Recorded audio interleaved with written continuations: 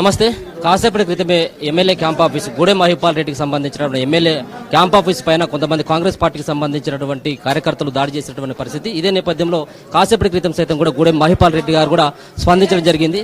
So sir, ఈ రోజు జరిగినటువంటి సంఘటనను ఏ విధంగా చూస్తారు? కేవలం కాంగ్రెస్ పార్టీకి సంబంధించినటువంటి కార్యకర్తలు చేసినటువంటి దాడి అనుకుంటా ఉన్నారా, లేకపోతే దీని వెనుకాల ఉన్నటువంటి వ్యక్తులు ఎవరని చెప్పేసి మీరు అనుకుంటా ఉన్నారు? ఈరోజు జరిగిన ఘటన దుర్మార్గమైనటువంటి ఘటన, దుర్మార్గమైనటువంటి ఆలోచన, తెలియలేని మూర్ఖుల ఆలోచన.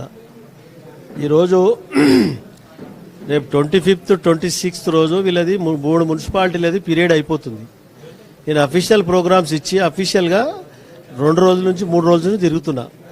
దాన్ని కాంగ్రెస్ కార్యకర్తలను ఎంబడేసుకొని నువ్వు ఇనాగ్రేషన్ చేస్తలేమనడము వాళ్ళకి తెలియలేని మూర్ఖత్వం.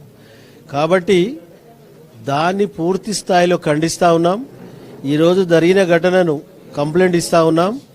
దాన్ని పూర్తి స్థాయిలో పోలీసు వారు విచారణ జరిపి ఎస్పీతో మాట్లాడినా, సిఐ వచ్చిండు పంచనామా చేసుకుంటా ఉన్నాడు, ఐజీతో మాట్లాడినా, డీజీతో మాట్లాడినా పూర్తి స్థాయిలో విచారణ జరిపి ఈరోజు జరిగిన ఘటనలో ఎంతమంది అంతమందిని పూర్తి స్థాయిలో చేసి వాళ్ళను కేసు బుక్ చేసి క్రిమినల్ కేసులు పెట్టి, ఇది ఎమ్మెల్యే క్యాంప్ ఆఫీస్ అంటే ఫ్యామిలీతో ఉండే ఇల్లు, ఇది ఈ పిల్లలతోని భార్య పిల్లలతో ఉండే ఇల్లు, ఇది ఓన్లీ ఆఫీస్ కాదు. ఇది మాకు ఇల్లు ఉన్నది కాబట్టి ఇంట్లో ఉంటుంది. దీని మీద మా సొంత ఇంటి మీద అటాక్ చేసినట్లు లెక్కనే. కాబట్టి ఆ ఘటనను పూర్తి స్థాయిలో ఖండిస్తూ ఉన్నాం. ఈ ఘటనలో పాల్గొన్న వీరందరికిట కేసు బుక్ చేసి క్రిమినల్ కేసులు బుక్ చేసి జైలుకు పంపాలని చెప్పి డిమాండ్ చేస్తున్నాం. కేవలం కాంగ్రెస్ పార్టీకి సంబంధించిన కార్యకర్తలు ఉన్నారా? ఈ దాడి వెనకాల ఇంకెవరైనా ఉన్నారని చెప్పేసి మీరు ఏమైనా భావిస్తున్నారు? ఉన్నారు, కాటాసీన్ ఉన్నారు, అందరు ఉంటారు. కాటాసీను ఆయన కాంటెస్టెడ్ 2 సార్లు ఓడిపోయాడు కదా, బుద్ధి లేదు ఆయనకు. 2 సార్లు పబ్లిక్ చీగొట్టిరు, ఇంటికి ఓబిడ్డా నువ్వు పనికిరావని చెప్పిరు. మళ్ళీ వచ్చి ఇక్కడ పబ్లిక్లో వచ్చి చలామణి అయితే ఓళ్ళు ఒప్పుకుంటారు, ఒప్పుకోరు. అది ఇటువంటి ఘటనలకు పాల్పడితే ఎవడు యాక్సెప్ట్ చేయడు. అది కరెక్ట్ కాదు, అది నేర్చుకోవాలి. ఇంకా దాన్ని పూర్తి స్థాయిలో ఖండిస్తున్నాం. ఇప్పటికీ కూడా ఇద్దరు కూడా ఒకటే పార్టీలో ఉన్నటువంటి నేతలు ఇద్దరు. కేవలం మరి ఎందుకు ఇటువంటి సంఘటనలు జరుగుతున్నటువంటి సందర్భంలో అధిష్టానం దృష్టికి ఏమైనా తీసుకెళ్లలేదా? తీసుకెళ్లినట్టు ఏదంటే ఏ విధమైనటువంటి స్పందన ఉంది? అధిష్టానానికి వాళ్ళే తీసుకుపోవాలి, మేము తీసుకుపోం. నేను రేపు ముఖ్యమంత్రిని కలుస్తా, ముఖ్యమంత్రి కలిసి జరిగిన విషయాలని చెప్తా.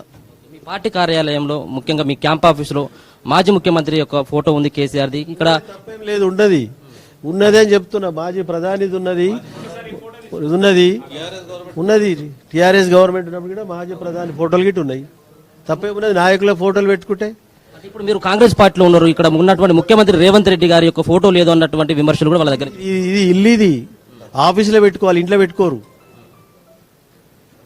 ఆఫీసులో పెట్టుకోవాలి. అనవసరమైన దాంట్లోకి లాగకండి మీరు గిట్ట దయచేసి. ఇది ఇల్లు, ఇది